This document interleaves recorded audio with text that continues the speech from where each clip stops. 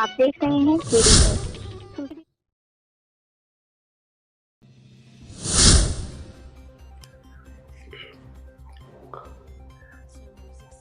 आइए आज उत्तर प्रदेश के मुख्यमंत्री आदित्यनाथ योगी की शुरू हो रहे त्योहार पर की गई बैठक के बारे में जानकारी आपको देते हैं। बैठक में क्या हुआ है? बैठक में योगी आदित्यनाथ जी ने कहा है कि भड़काऊ नारे और हथियारों का प्रदर्शन बर्दाश्त नहीं होगा। मुहर्रम से पहले योगी ने अफसरों को चेताया है।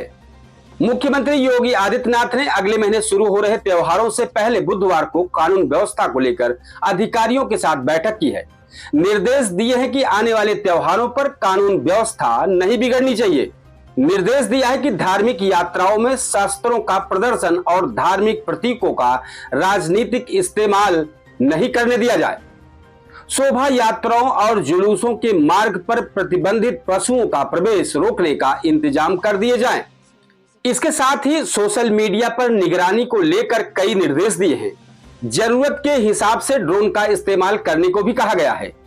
झूठी खबरों और अफवाहों पर नियंत्रण के लिए त्वरित खंडन और सही सूचना का प्रसारण जरूरी है। इस तरह के निर्देश दिए गए इस बैठक में।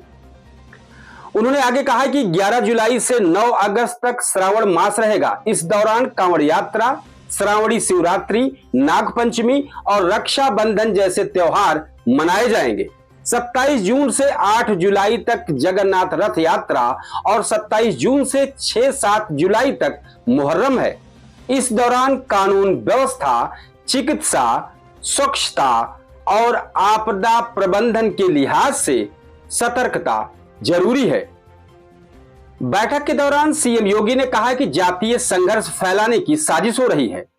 आगे कहा कि त्योहारों में उल्लास बना रहे, किसी तरह की शरारत पनपने ना दी जाए।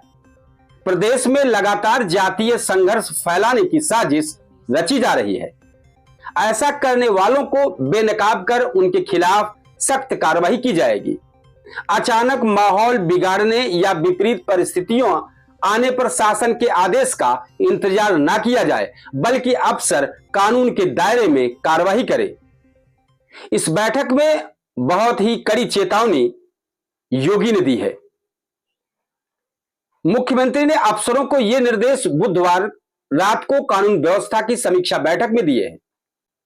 इस बैठक में वीडियो कॉन्फ्रेंसिंग के जरिए सभी पुलिस कमिश्नर, मंडलायुक्त, डीएम, कप्तान से मुख्यमंत्री ने विभिन्न मुद्दों पर संवाद किया है।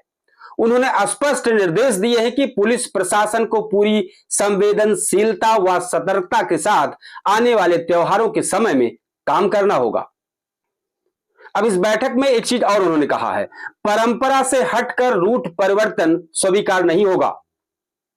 मुख्यमंत्री ने निर्देश दिया है कि कांवड़ यात्रा आस्था, अनुशासन और उल्लास का प्रतीक है। उत्तराखंड सीमा से सटे गाजियाबाद, मेरठ, बरेली, अयोध्या, प्रयागराज, काशी, वाराणसी और बस्ती जैसे जिलों में विशेष सतर्कता बरती जाए।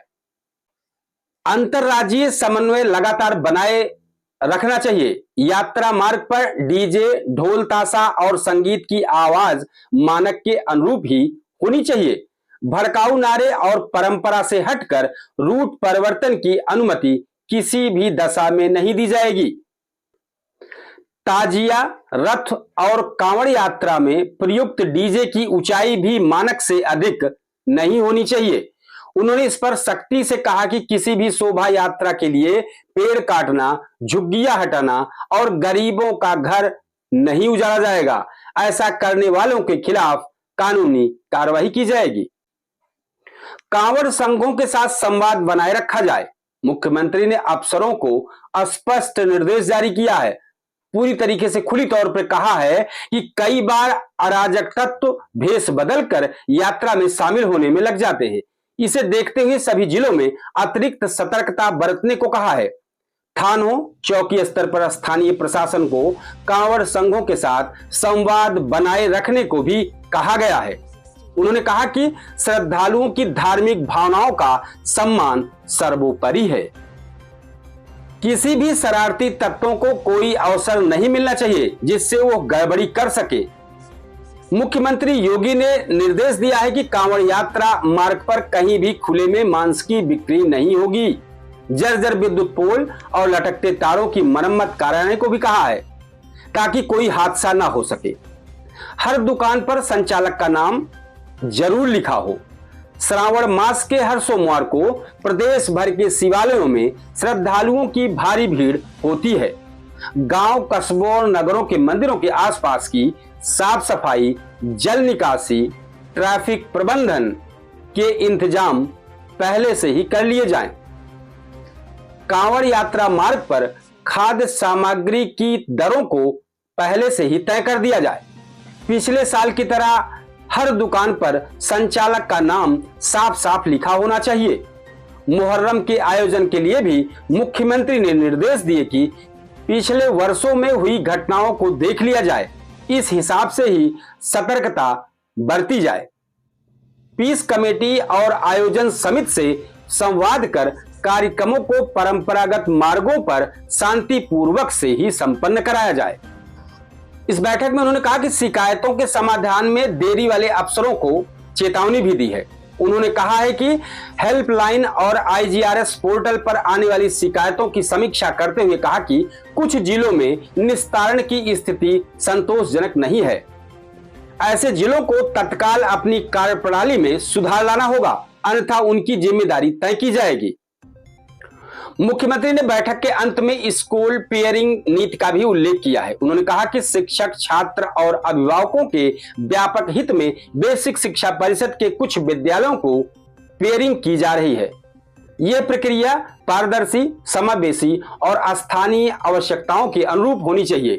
इसके लिए प्रदेश के सभी जिलाधिकारियों को पर्यवेक्षण करने को कहा गया है। इस तरह की तमाम खबरों के लिए आप हमारे चैनल को सब्सक्राइब करें। इस खबर पर अपनी कमेंट राय बॉक्स में जरूर दें। हम इस तरह की तमाम खबरें आप तक पहुंचाते रहेंगे। नमस्कार। आप देख रहे हैं केडी न्यूज।